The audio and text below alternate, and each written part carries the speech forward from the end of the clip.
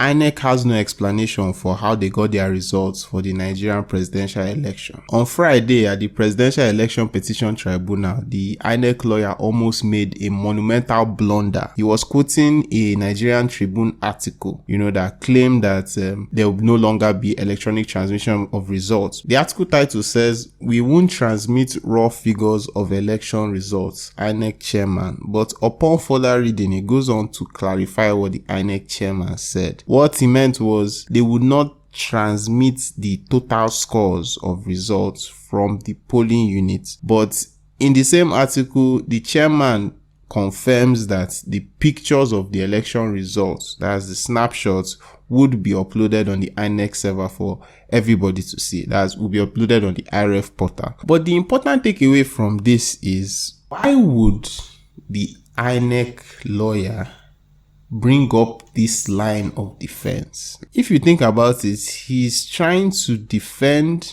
INEC by saying that the INEC chairman was planning to deceive Nigerians.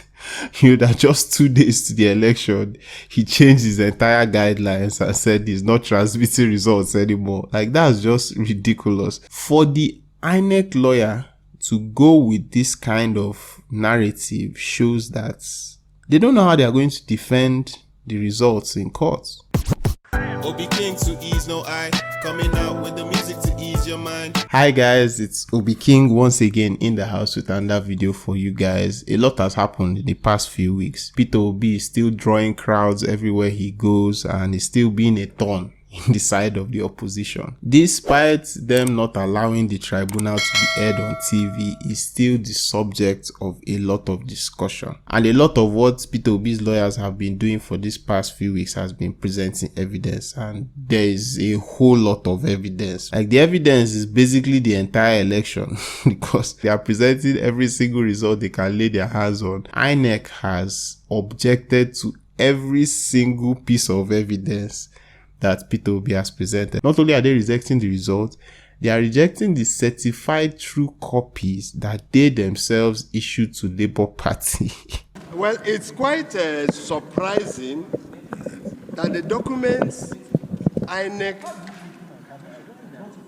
has been objecting to these past days, that we have been tendering documents, are all certified true copies of INEC's documents. These are documents we applied for to INEC, and by law, INEC is authorized to release these documents to us after certification. And INEC received money from us, and we have the receipt for even a particular batch that we paid 6.69 million naira for documents. And upon receipt of our money, they certified the documents. CTC means you are certifying that this is the true copy of the original. Certified true copy. That is what the Evidence Act says. And that is what the Electoral Act mandates INEC to do. So it's surprising that the same documents, which are result sheets at various levels that were issued by INEC, now certified by INEC, and INEC turns around to object, in other words, to doubt those documents. The objection by INEC is more like a statutory kind of objection. They're just trying to play safe. There's no harm in that. It's just a routine objection that they take just perhaps for reasons best known to them.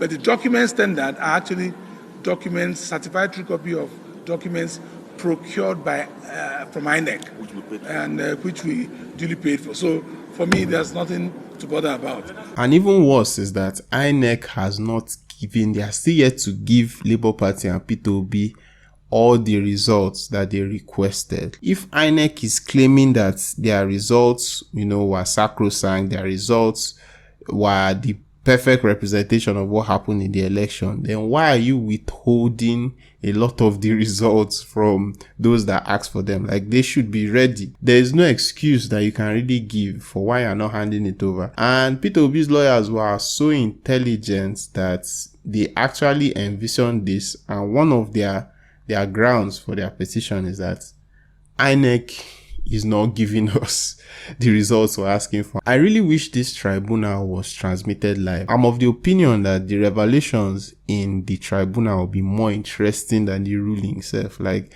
you want to see how everything went down. And I also am very interested in seeing how INEC and APC intend to defend themselves. Yet another reason why I believe that INEC has no response goes back to the INEC lawyers' response to Obi's petition, like their very first response when Peter Obi started this case. INEC told the tribunal that Obi LP's petitions only fit for the dustbin. Just take a listen to what they said. The Independent National Electoral Commission INEC has described petition filed at the tribunal by Labour Party and its candidate Peter Obi against the declaration of Bola Ahmed Tinubu of All Progressive Congress APC as the winner of February 25 presidential election as grossly incompetent, abusive, vague, nebulous, generic, general, non-specific, ambiguous, equivocal, hypothetical, and academic. About 6 words in this whole statement that they were giving, they all mean the same thing. They are like synonyms for vague. It further said that the ground of the election that Tinubu was not elected by a majority of lawful votes cast as contained in paragraph 23 of the petition was defective for failure to plead the alleged unlawful votes to be deducted and or lawful votes to be credited to the petitioners. Wow. So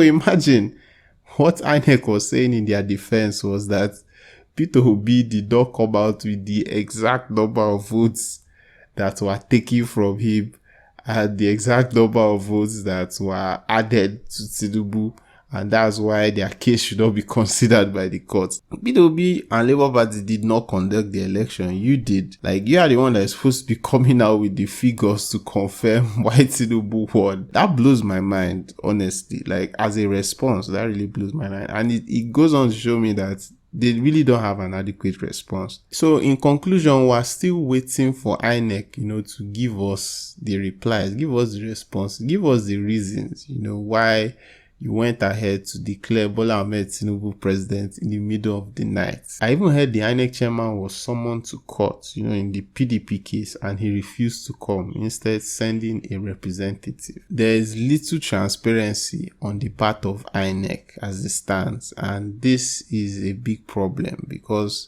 the new electoral laws, were made for more transparency. Anyway, those are my thoughts and recent observations on the Presidential Election Petition Tribunal. Is there anything you would like me to learn about the tribunal like I don't know, like an interesting fact? You can tell me in the comments. I learned recently that all of Peter Obi's lawyers are doing it pro bono. Like, they are not being paid to represent Peter Obi, like they are doing it out of passion, which I think is amazing. Thanks so much for watching. Do like, subscribe, share, and comment, for others to know and to keep the YouTube algorithm at bay. Once again, my name is Obi King, and I'll see you guys in the next one.